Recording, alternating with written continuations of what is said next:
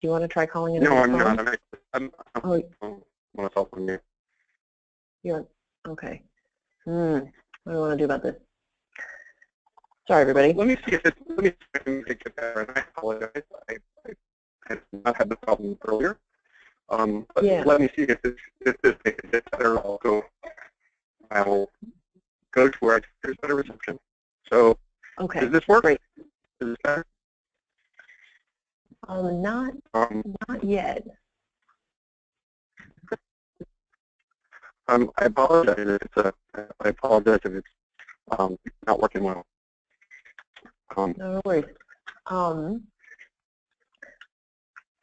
Thanks everybody for your patience. I'm wondering if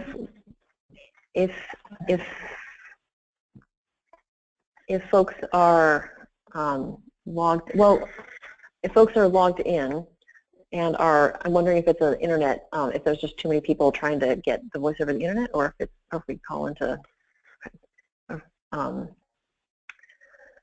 Let's see. Well, what do we want to do? Shall I try to soldier on and we'll see if it clears up? Oh, that's clearer. Did you do something different there? Okay, I'm good. Yeah, that's much clearer on our end. Are we? Okay. Okay. Yeah. Try again, Scott. Keep going. Okay.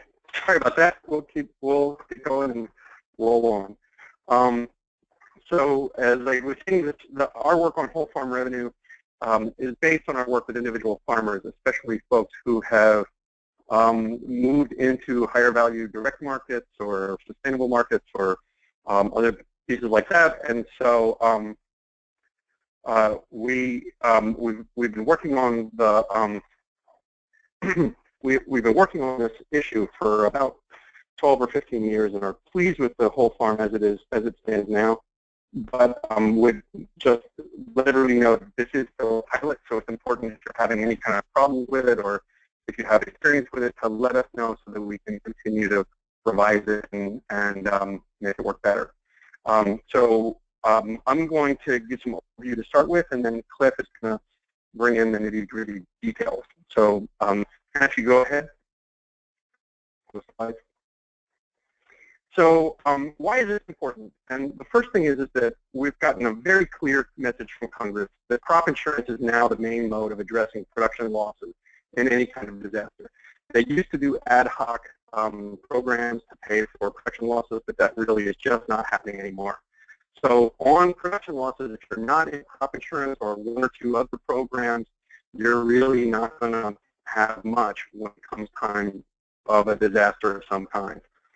The second thing is that in our experience, crop insurance is a very significant issue in lending and how loans are made, and allows the farmer to use the crop as collateral rather than their real property. So instead of having to risk the farm, more of that risk is taken by the crop through crop insurance. And as we all know, we're facing a lot of changing weather patterns and more extreme weather, so the ability to stay in business through these kinds of climate changes are very important and becoming more important. Go ahead.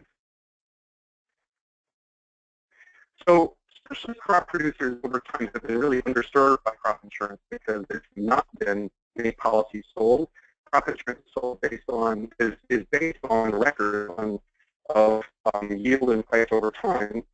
The amount of data that's available for specialty crops is far lower than it is for commodity crops. Also, a lot of specialty crops, especially over the last few years, are sold in the higher wholesale. And got it. Scott, I'm interrupting you again. Sorry, it's getting choppy. Sorry, everybody. Thank you for your patience. Hold on a second, everybody.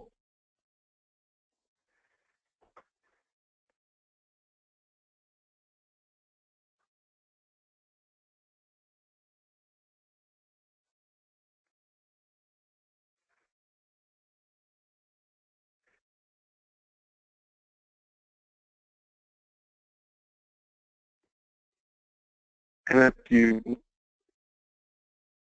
you want to keep going? Oh, you're sounding a little better now. Okay. Yeah. Yeah, keep going. So, okay. A lot of specialty crops are increasingly sold through markets that have a higher value, like farmers markets or roadside stands. And crop insurance in general, the price selections in crop insurance have been at the wholesale market. So frequently, for specialty crop producers, crop insurance wouldn't cover their whole income. On to the next slide. So, next slide. And keep going. So, I'll start going back. Okay, so what does whole farm revenue do? Well, several of the important pieces of whole farm revenue are that it incentivizes diversification. So the more diverse the operation, the better the deal you get. It also can recognize a proven farmer price. So if a farmer has a record of getting a certain price for something, so if instead of selling tomatoes, you are selling a very high value heirloom tomato for a specific market, if you have proven that price over time, you can get that covered in this type of insurance. It also allows insurance for previously uninsured products. So if there has never been a crop insurance policy for kale in your area, you can get your kale covered. Go on, please. To back up just for a second, I wanted to give a little bit of background on crop insurance basics. First of all, crop insurance is a public-private partnership. So USDA and our federal tax money, USDA, through their risk management agency, defines the policy. It defines what the policy will cover and not cover. It provides a subsidy of the premiums. And for whole farm revenue, this is as much as 80%. So what that means is that what you pay in terms of the premium is only 20% of what it would normally cost you to buy that at an unsubsidized price in the marketplace. So that's a pretty good deal.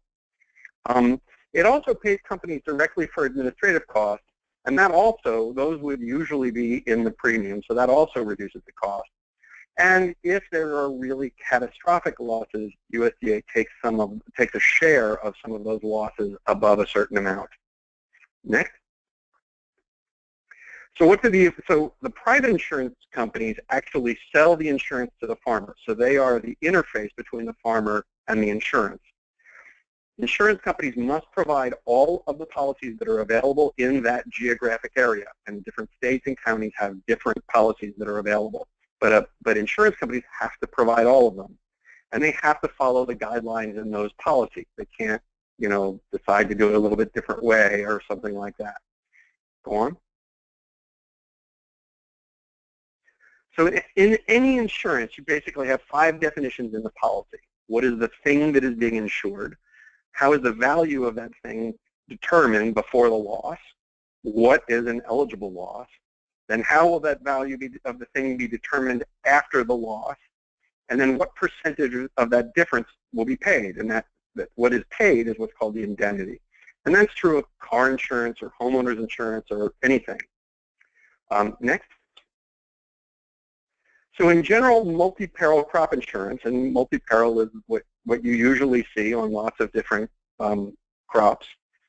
The thing is a crop within a farm. So I can get a specific crop insurance policy on my tomatoes on one farm. And I may farm multiple farms, but I would have a crop within a specific farm. So my corn or my soybeans or whatever, or my tomatoes or whatever that is. The value of that crop is determined by the farmer's actual production history, which is that production at the current market price, or the actual revenue history, which means the amount of money that they made on that crop over time. And if they're insuring the revenue history, the changes in the revenue could be either caused by a change in production or a change in price. There are a few other forms, and there are a couple of other types, some that use an independent number like a county average. And there are some that are based on futures markets or other things, but those are there's some in livestock and other things, but they're less important in this conversation. Eligible losses are generally what is outside of the control of people. So if your land is flooded in a hurricane, which we've had a lot of here in North Carolina, that's an eligible loss. But if you screw up and break a hole in the dam of your irrigation pond and flood your land, that's on you, right? So making sure that it is something that is outside of the realm of people. Losses are generally determined by an adjuster who comes and inspects the field in multi-peril. And different policies can have different coverage levels, from a catastrophic coverage, which is 55%, on up to about 80%. Go on, please. So in whole farm revenue, what's really different is that the thing is the revenue from the whole farm operation. When we talk about revenue, we're talking about gross revenue, not net. So it is the gross revenue from the whole farm operation. And that value is determined by a 5-year average of the Schedule F that's filed in the person's or the farm entity's taxes. And for beginning farmers, that requirement is just 3 years. The loss is determined by the Schedule F from the insured year. So if you have losses in the spring, unless you're able to get something like prevented planting, but if you have losses in the spring and the summer, you're not going to get paid on this until you file your taxes in the following year. And the rate of coverage is between 50 and 85%. Going on? So whole farm is great for diverse operations who have significant income from crops that are valued at other than the wholesale price. So if a person is selling into a specialty market of some kind, if they're selling to retail or direct markets, if they are doing wholesale, but that wholesale is, somehow special, heirloom tomatoes instead of regular tomatoes, or something like that. It also covers all those crops that don't have a specific crop insurance policy. But farmers who depend heavily on one crop could look at taking out a separate multi-peril crop insurance policy on that crop if it's available. So for instance, if a person really depends on their tomato crop but have a lot of other vegetables as well, they might want to take a specific multi-peril policy out on that tomato crop, but then the rest of the income can be covered in the whole farm revenue policy. So the multi-peril can be nested in whole farm revenue, and whole farm insures the rest of the production. And go on. So how does this work? So let's say Anna has a history of producing $100,000 each from tomatoes, peppers, lettuce, and apples. Her average revenue is therefore $400,000. Because of the diversification, she's able to insure at the 85% level, so the coverage level is 85% at $400,000, or her coverage total is $340,000.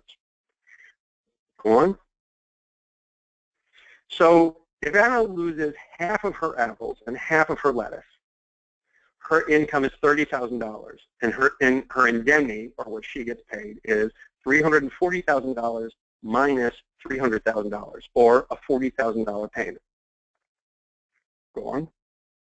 But if she were to have the same losses on apples and lettuce, but make an extra $20,000 each on the tomatoes and the peppers, then the income, the overall whole farm income, would be $340,000, and there would be no payment. So the main points here are that the application process for this is pretty complicated. So don't wait until the last minute. You can get a lot of things. So as you can imagine, the more crops that you have and the more sources you have of the different within the farm, the more sources of income you have and the more crops you have, the more complicated the application process can be. You need to do your best to find an agent who is knowledgeable about this policy. Whole farm revenue is only a couple of years old, and a lot of the folks who are selling it are still getting used to how to sell the policy. It is, it's not always straightforward. It's pretty complicated. So finding someone who knows how to do that is very helpful. The policy can cover minimal processing that's needed to bring a crop to market. If you put it in a box and take it to the market, or just the straight farmer's market stand. But anything that adds other value, like a bagged chopped salad or something like that, that's not going to be allowable, and the value of that or the cost of that has to be subtracted from the whole farm income.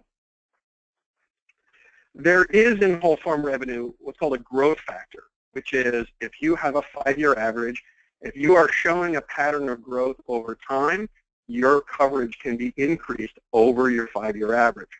It's very important to understand that growth factor, because if you have production that is in excess of that growth factor, so if you grow faster than that growth factor allows you within the coverage, that extra production still counts against your total income, even though it was not insured. And so that effectively reduces your coverage level and likely you get indemnity. So it's really important to understand how that growth factor and what all goes into that historical average. So that's sort of an overview, and I appreciate being part of the conversation. That's an overview of sort of the big picture stuff. I'm going to turn it over to Clif to go through some of the really specifics about signing up for it. Great. Thank you so much, Scott. That was really great. And thanks, everyone, for your patience for some of our technical issues on our end. I'm sending it over to you, Clif, and I'm going to unmute Clif, also a very important piece. Okay, Clif, we're looking at your slides. Okay. Can we hear you? I think I have there you are. Can you? Okay. I guess it's good afternoon to everyone out on the East Coast, and good morning to the people on the West Coast. So Scott gave you a good overview of how the whole farm and the big concept of what whole farm was designed for, how crop insurance works and all that. I'm going to try to get down in the trenches and give you a very good understanding of how this program would work for you, or in some cases it may not work for some people, but overall we see it's a very good product for a lot of people. First off, can everybody hear me okay?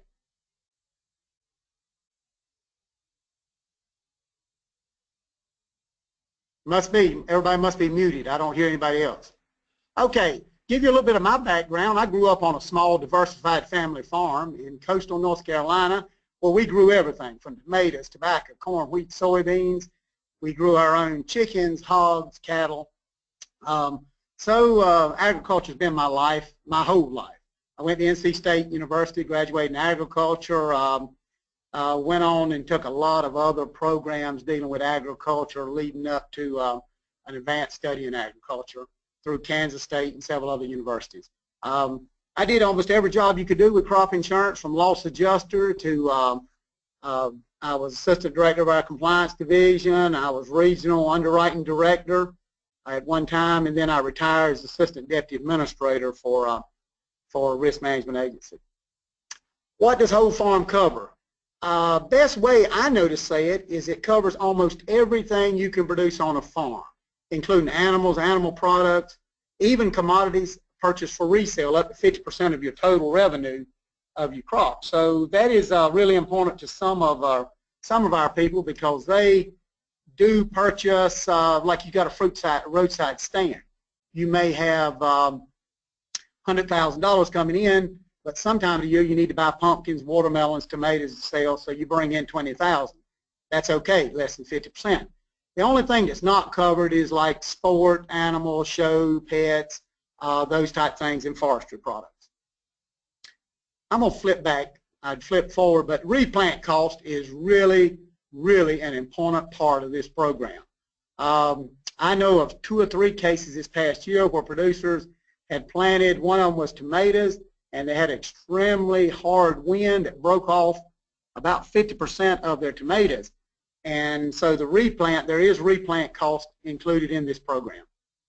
As Scott told you before, the coverage levels are 50 to 85% in 5% increments. Diversification of 3 commodities is what you have to get the 80 and 85% level. Even with 1 commodity, you can buy up to a 75% level. There is no catastrophic level of whole farm revenue protection available at this time, and there probably will not be. I don't hear anyone talking about the possibility of that. Historic revenue is adjusted to reflect farm expansion. There's an automatic indexing process, and what it does is to give you a real quick rundown of how it works. If you look at your 5-year average, if you look at the top line of your Schedule F for the last 5 years, and let's say that average is $100,000, if your last 2 years, which for 17 would be 15 and 14, is higher, any one of those years is higher than that 5-year average, then you can qualify for indexing. What indexing means, it will raise your guarantee or you'll raise your revenue, historical revenue. And I think Scott talked about this also. Something we really pushed for was a lot of our smaller operations are growing. That's part of this plan, is to help farmers grow and be sustainable. So we have got it now where you can, if you increase your acreage or your production, we can increase up to 35%. That's on top of the indexing. So actually you could increase above the 35%, but you can increase 35% and maybe some for indexing. That's something to keep in mind. Cost for market readiness operations may be left in the approved revenue. As Scott headed on this a little bit, and I'm going to go a little bit more in depth with it, when we had a product before this whole farm that's called adjusted gross revenue, it was really strict. Even if you put stuff, if you had to put it in a box to carry it to market, they wouldn't cover the box. We've got that approved. So all those things that make it market ready, you can't have added value, but to make it market ready on the farm, in the field, or close proximity, we can include that. Other federal crop insurance policies covering individual commodities may be purchased. I highly recommend that. I think Scott hit on that. And what I recommend is if you've got 5 crops, I recommend you look at buying coverage on maybe some of those commodities if they're really important to your operation.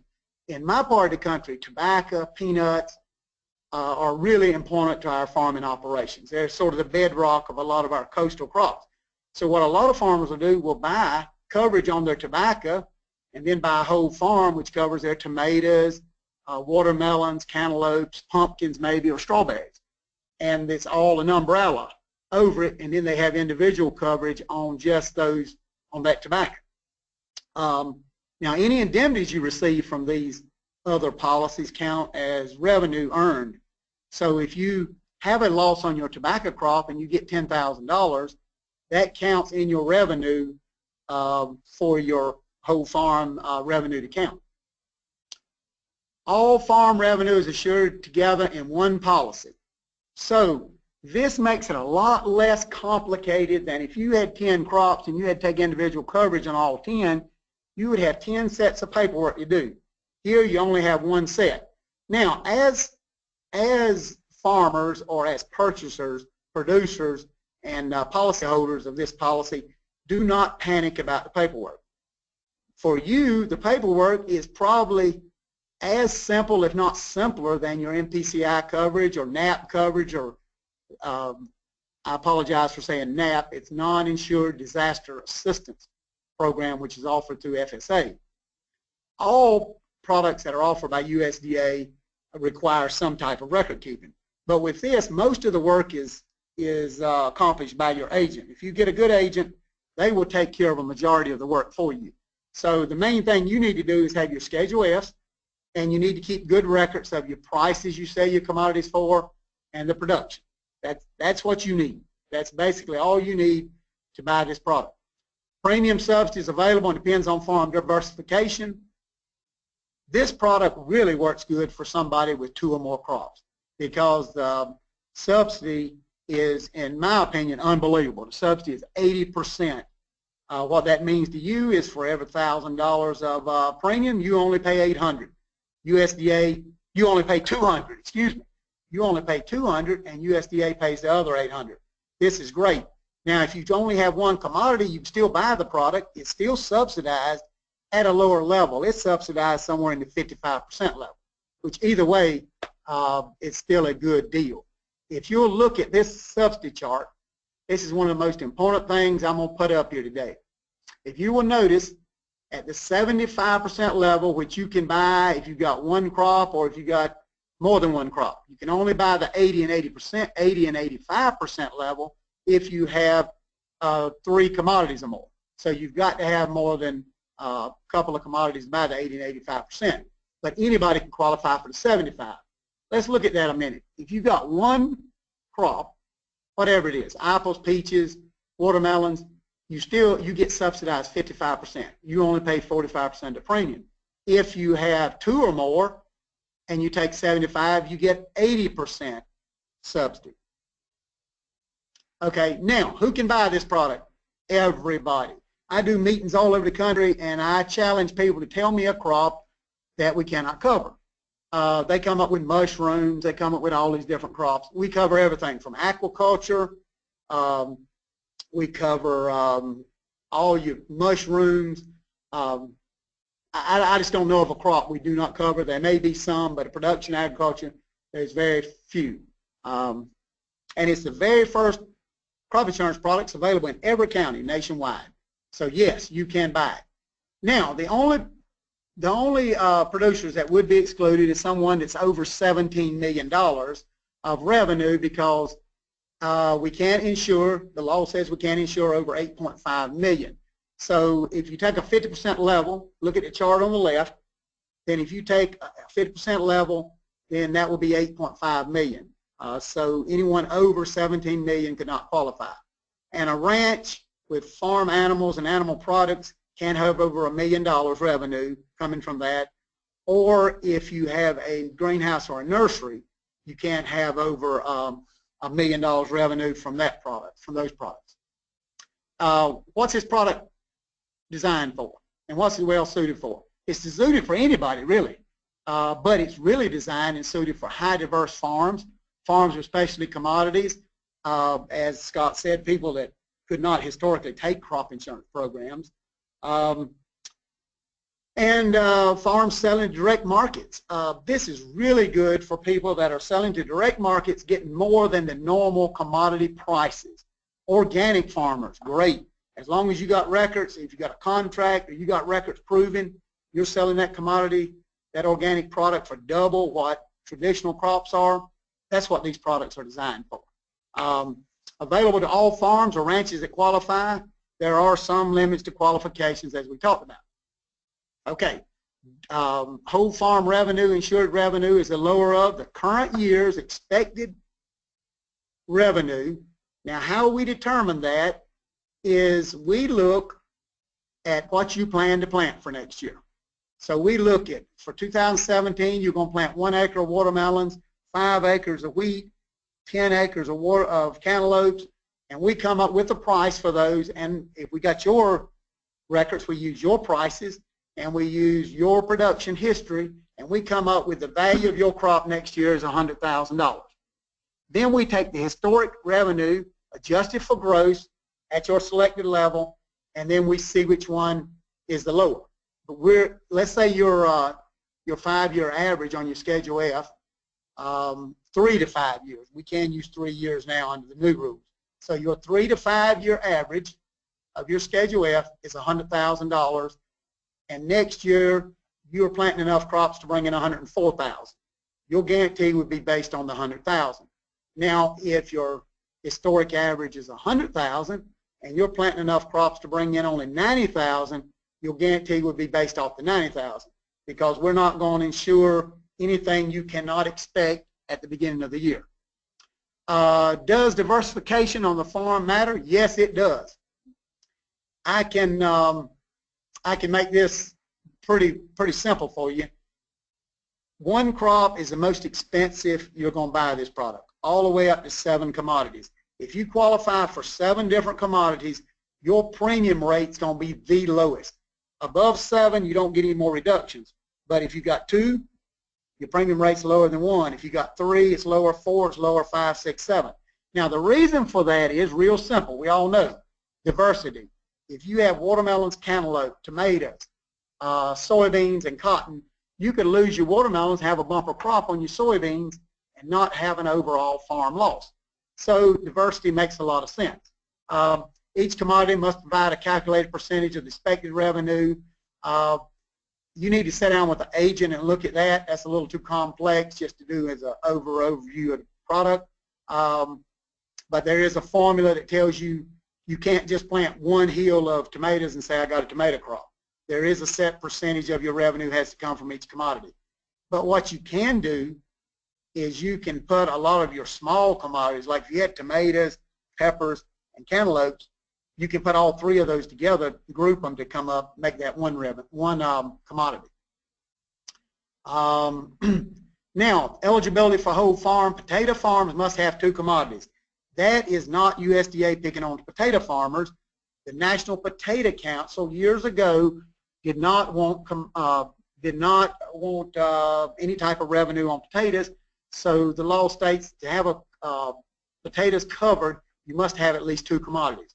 So if you only got a potato farm, you cannot buy this product. That is not sweet potatoes now, that is white potatoes or red potatoes. Commodities insurable with other revenue coverage must have 2 commodities. So if you've got wheat, which has a revenue product, and that's the only commodity you got, you can't qualify for this. Wheat, corn, cotton, those crops that already have revenue products out there. The 80 and 85% level of coverage requires 3 commodities. So you can buy the 75 with even 1, as long as that one is not one that's offered a revenue product other than whole farm or potatoes. Diversification measure also determines the amount of diversification factor to the premium. We've already talked about that. If you got up to 7 crops, you get a diversification discount all the way up to 7. Whole farm premium, substitute farms with 2 or more commodities. Other facts to understand. Whole farm covers revenue produced in the insurance year. So where that comes into place is, let's say you're a sweet potato grower and you have $100,000 worth of sweet potatoes in storage. That counts. We have to go out and appraise those sweet potatoes because it's actually what's grown during that insurable year. A commodity not harvested or sold will count as revenue. A commodity grown last year and sold this year will not be covered. For commodities that grow each year like cattle, only the growth for the insurance counts. So what happens, we cover cattle the year they're sold. We don't cover breed stock and things like that. So actually with cattle, it's covered the year, or hogs or sheep the year it's sold. Inventory and accounts receivable are used to get the produced amounts. So we've got what you've got in inventory, and then if you've already sold a product but have not got the money, that counts, and it counts the year that you raised the product. Prices used to value commodities to be grown must meet the expected value guidelines in the policy. There's a whole guideline policy, but what I recommend to farmers, you keep your records. You keep your records of what you sell your products for, and we can use your records. You keep your records of how much production you make, and we can use your records. Now, there is guidelines to go out and assume records if you don't have them. But believe me, 90% of the time, farmers are far better off to use their own records because your agent's going to have to go out and use either NAS, county averages, NAP, prices, yields. We're going to have to come up with some type of other products to, or some other means or methods to come up with production and price, which is probably not as good as your price. Natural cause of loss and decline in market price during the insurance period. This pretty much covers, I'm not going to say everything, but it pretty much covers everything that's outside of your control. So if it's outside of your control, natural causes and decline in market is covered. Taxes must be filed for the insurance year before a claim can be made. Scott said that, so that's one of the things that if someone says they don't like something about this product, that would probably be the thing. That's the reason we still suggest you buy the non-insured disaster assistance on your crops, or on your really main crops, you go ahead and buy MPCI.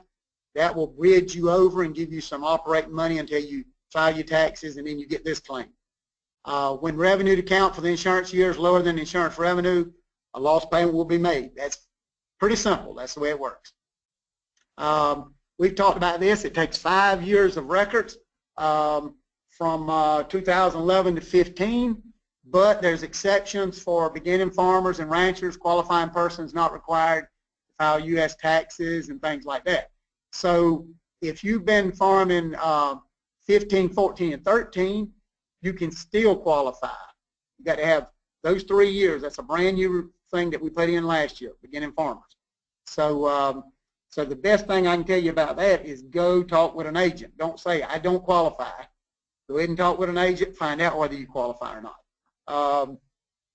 We got several types of tax filers, calendar year, fiscal year, and so either one works. You can do calendar year or fiscal year. It's just the way it's calculated, but it all comes out. We can insure either one. Information about what will be produced on the farm during the insured year. You've got to know that because we've got to complete an intended farm operation report up front. Other information is applicable, such as supporting records, organic certification, inventory or accounts receivable information. This is just a little flow chart that shows you the flow of how the whole farm, you have to pay in the intended acreage report and an intended farm operation report, and then later in the year, like in July or somewhere along in there, like July the 15th, we'll put in what really happened, because up front you may want to plant 10 acres, but you only plant 8, or you might plant 12, and then at the end of the year we do a final report. Sales closing dates, it's really important. County specific date, either depending on where you're at, you need to talk with an agent about that, or we can look it up for you if you asked in a question. January 31st, February 28th, or March 15th are the 3 dates. The intended farm operation report must be completed by that sales closing date. Don't panic about that. Your agent will help you fill that out. Revised farm operations due, that's just like a normal acreage report, July the 15th for calendar and early fiscal year filers. That's anybody filing from January to July. By the end of the first 30 days of the fiscal year for August, September, October fiscal year, and fiscal year filers, and by October 31st for November and December fiscal year filers. Billing dates, this is one of the great things about this product and all USDA subsidized crop insurance, is you don't have to pay for it up front. The billing date's August 15th for calendar and early year filers, December the 1st for late fiscal filers. Then you've got 30 days to pay it without interest after that date. So the drop dead date basically to pay it without interest will be September 15th for calendar and early fiscal filers. Final farm operation report completed the earlier of the time of loss determination or by next year's sales closing date. The thing is, you want to make sure your agent gets that filled out, and if you've got a good agent, you don't have to worry. He will get with you and get it done. If not, next year you'll be limited to 65% coverage, and you don't want that to happen. Now, how do you buy this product? We talked about how good it is and all that. You purchase through a crop insurance agent, and how do you find an agent? There's 2 great ways to find an agent. If you're a farmer or you even think about going into farming, your first move should be go into the Farm Service Agency office, your local office. They're not in every county now, but there is an office representing every county. They have a list of all the crop insurance agents in your area. But if for some reason you can't get into the FSA office, look at this website, www.rma.usda.gov. You can go into that, and then if you want to go all the way through, you can put /tools agent. It'll give you a complete list of all the agents. So that's my 20 minutes up, but I've got had a timer set on that to make sure. One thing, there's several other things to keep in mind. You cannot buy cat insurance, catastrophic level of insurance, and have this product. And only breeding animals planned to be sold are insurable, and I've talked about that earlier. The controlled substance acts as with any crop insurance product, any USDA program, absolutely not insurable under whole farm, and you've got to be really careful if controlled substances are found on your farm. You could lose all your benefits for the program. Beginning in 2017, stacks will be available with whole farm revenue. That's new. Perennial commodity producers allowed to file a revised by sales closing date, a revised operation. And so what you have to do is, used to you had to do it every year, but if you know you got an annual commodity, you don't have to revise that every year, because we pretty much know it's going to stay the same unless it changes. Then you would need to revise it. Let's see. Additional marketing contracts, requirements similar to RMA's processing crop policies. Producer commits to produce and deliver the commodity. Buyer commits to purchasing the commodity and provides a base price. So if you have a contract, you do have to give that contract to your agent. He has to turn it into the company. Again, how do you buy crop insurance? This is the most important thing I'm going to show you all day. The product may be great, but if you can't get nobody to buy it from, it's not going to do you a lot of good. So here's how you get to the agent. use this website, and or you can go into the FSA office. Okay, I guess that wraps up. That's a lot of information for 20 minutes, but we do have time for some questions, so we're glad to entertain them. Great, thank you so much, Cliff. That's great. Well, so we have one question already. Melissa asks, with the, okay. Well, I'll confirm anyway. When you're saying that if you can now use 3 years, you're talking about beginning farmers? That's exactly right. That? Okay, I'll elaborate on that. Okay, if you've been farming 10 years, no, you can't just use 3 years. That is strictly for people that only have those 3 years of farming records.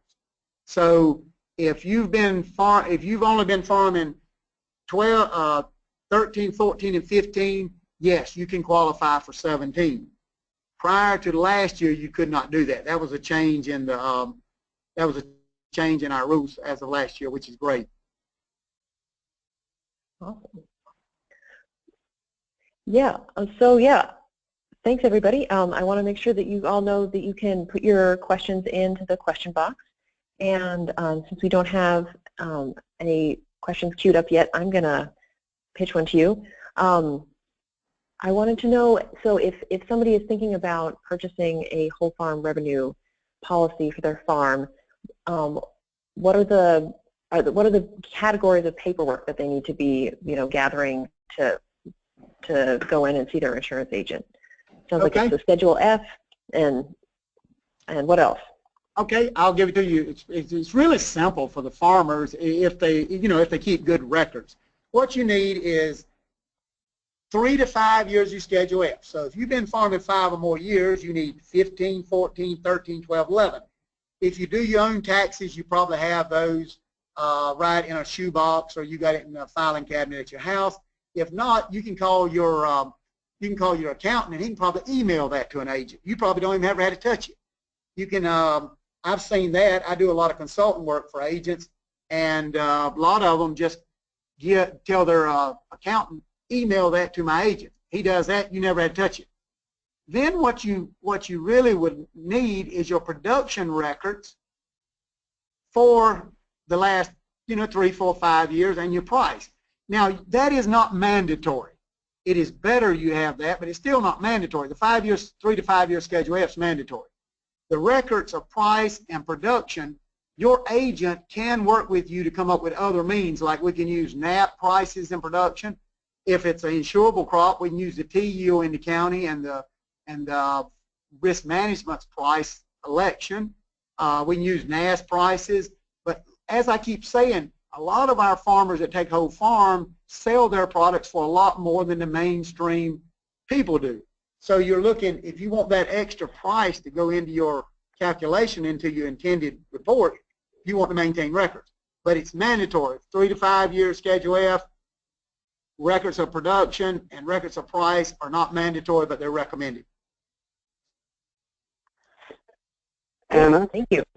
Yeah, go ahead. Anna, the other thing I would say is for people who sell into direct markets, on their website about this program, USDA has some model paperwork on how to keep records for your farmer's market or roadside stand or whatever, and just they're very simple. They're not very complex, but it's important that they've got a lot of they've got models for how to keep those records, and it's important that you keep them along as you go along the way. The other thing that I would say is a lot of times one of the concerns that was raised as we were working on this policy is, folks, keep in mind that this is the gross revenue on the Schedule F, and certainly at times people have been known to try to minimize the level of gross revenue on their Schedule F, and this is where that comes back to hurt you. So part of what's really important here is that you're filing very accurate Schedule F and tax documents, and that's really important for to make sure that this works for you. Great, thank you. I agree with that 100%. You want to make sure we do whole classes in taxation and record keeping. because that's real important. A lot of people think I can get by on my IRS and pay my taxes, but we tell people report everything, your income, just keep up with all your records for expenses. Great. We've got another question. Harper asked, can cover crops be covered under whole farm?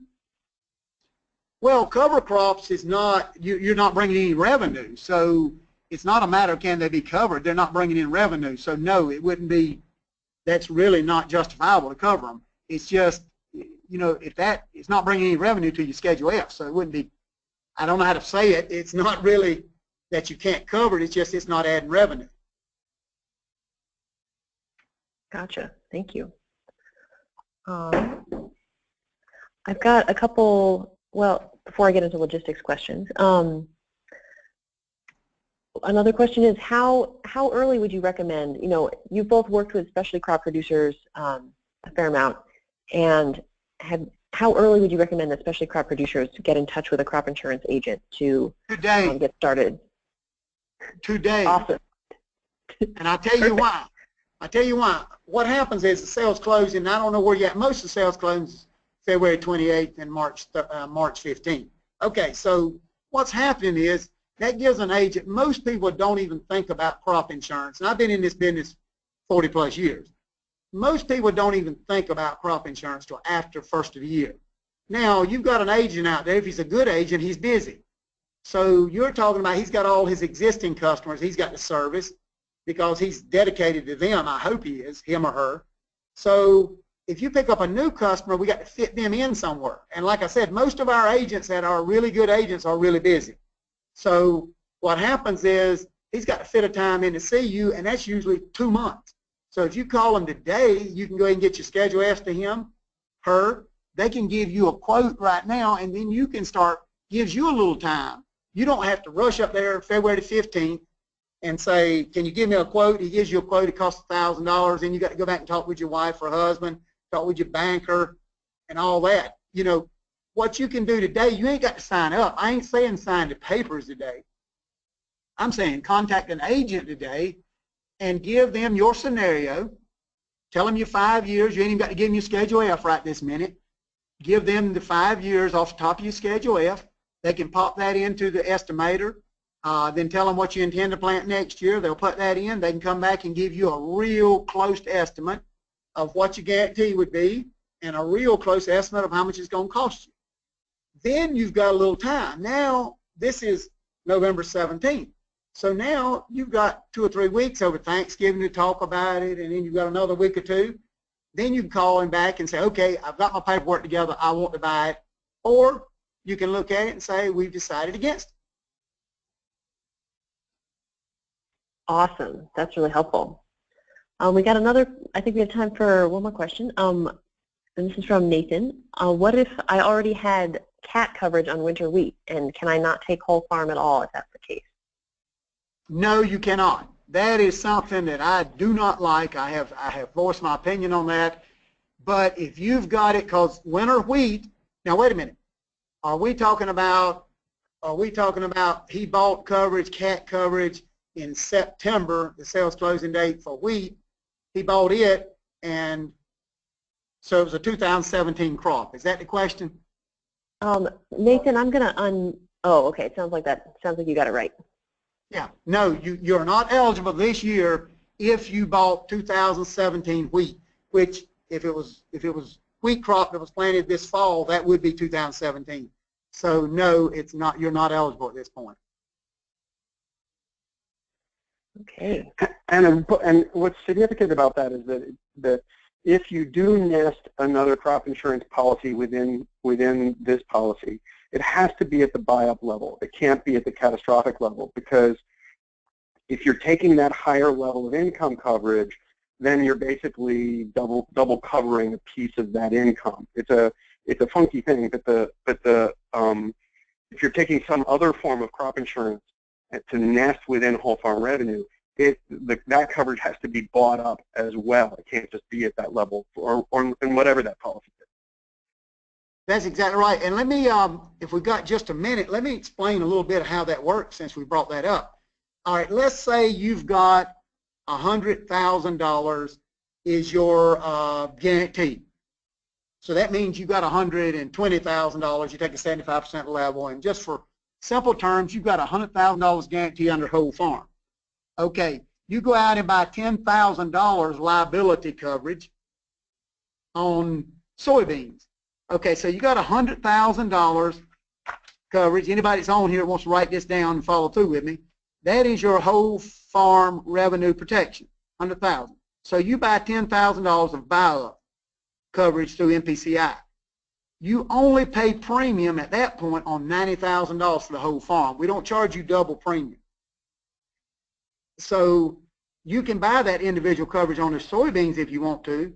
It will reduce your liability for premium purposes $10,000. You still got $100,000 whole farm protection. Now, Anna, do you follow me on that? Almost. Okay, let me go back to it. This is really important. This is really important part of whole farm that I really like. All right, you got $100,000 whole farm protection. That's what your liability is. So if you have a total wipeout next year, USDA, or not USDA, but the company you buy from will write you a check for $100,000. Okay, so you got one crop under that you really feel like you need to make sure it's covered. So you buy a buyout policy with federal crop insurance. You can't buy CAT. You buy a buyout policy, and that liability on that buyout policy is $10,000. Okay, so that part of your whole farm liability you don't have to pay premium on. So you're only paying premium for whole farm on $90,000. You still got $100,000 whole farm protection, but you're only paying premium on $90,000. You're not having to pay double premium.